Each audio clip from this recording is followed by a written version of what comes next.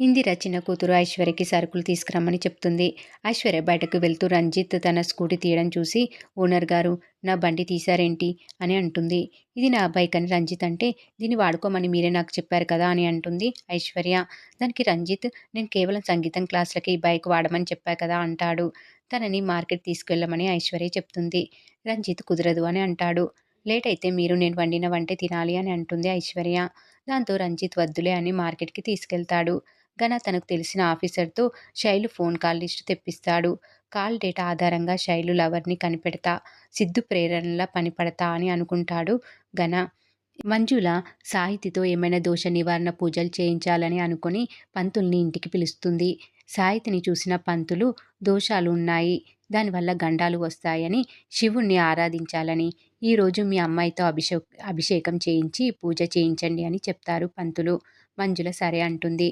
Minister విజయనంద్కి call చేసి గుడికి బయలుదేరుతున్నా, అక్కడ ఏ ఇబ్బందులు రాకుండా చూసుకో అని అంటాడు. శైలు తన తండ్రి కంటే ముందే గుడికి వెళ్ళాలి అనుకుంటుంది. ఇంతలో మినిస్టర్ కూతుర్ని ఆపి, నీతో పెళ్లికి మంగళసూత్రాలు ఇప్పించాలని అనుకుంటున్నా, నాతో రా అమ్మా అని అంటాడు. ఓ ఫోన్ కాల్ చేసి వస్తా అని శైలు వెళ్తుంది. ఇక సిద్ధు ప్రేరణలు గుడికి వచ్చేస్తారు. పెళ్లిలో ఏ ప్రాబ్లం రాదు కదా అని ప్రేరణ అంటే, అంతా నేను చూసుకుంటా, ఏది ఏమైనా పెళ్లి జరుగుతుంది అని అంటాడు సిద్ధు. కుమార్ ఎక్కడా అని అంటే, కుమార్ వస్తాడు. పెళ్లి నీదేరా, ఇలా ఉంటావేంటి అంటే, ఆ మినిస్టర్కి తెలిస్తే నన్ను చంపేస్తాడు అని అంటాడు కుమార్. ఇంతలో శైలు కాల్ చేస్తుంది. కుమార్ స్పీకర్ పెడతాడు. ఇక శైలు కుమార్తో, మా నాన్న తనతో రమ్మని చెప్పాడు, ఈ పెళ్లి అవుతుందన్న నమ్మకం లేదు అని అంటుంది. సిద్ధు శైలుతో, నువ్వు మీ నాన్నతో సంతోషంగా రా, మొత్తం నేను చూసుకుంటా, మీ పెళ్లి ఖచ్చితంగా జరుగుతుందని అంటాడు. ఇక కుమార్ భయంతో దేవుడికి దండం పెట్టుకుంటా అని సిద్ధు ప్రేరణలను తీసుకెళ్తాడు. దేవుడికి దండం పెట్టుకుని హారతి తీసుకునే టైంకి హారతి ఆగిపోతుంది. కుమార్ షాక్ అయిపోతాడు. ఇంత భయపడితే నీ పెళ్ళి అయినట్లే, భయం వదిలే అని చెప్తాడు సిద్ధు. కుమార్ మళ్ళీ భయపడుతూ సిద్ధు తల్లిదండ్రులు చెల్లి రావడం చూపిస్తాడు. వీళ్ళు వచ్చారేంటి అని అనుకుంటూ ఉంటారు. సిద్ధు ప్రేరణలు వాళ్ళు మంజుల విజయనందులను కలుస్తారు. మీరు వచ్చినందుకు నాకు చాలా సంతోషంగా ఉందని సాహితి అంటుంది.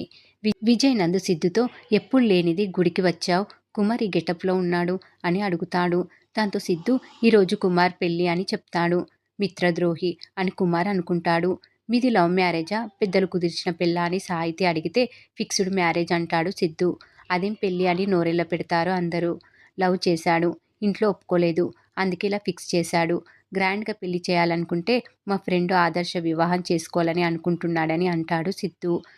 ఇక మంజుల కుమార్తో, అమ్మాయి ఎవరు అని అడిగితే ఇప్పుడే చెప్పొద్దు అని కుమార్ అంటాడు. మేము తెలుసుకుంటాంలే అని సాహితి అంటే, మినిస్టర్తో పాటు తను వస్తుంది కదా, నీకు తెలుస్తుందిలే అని సిద్ధు అంటాడు. అదేంటి అని అందరూ షాక్ అయిపోతారు. మరి పెళ్ళి జరుగుతుందా లేదా అనేది రాబోయే ఎపిసోడ్లో తెలుసుకుందాం.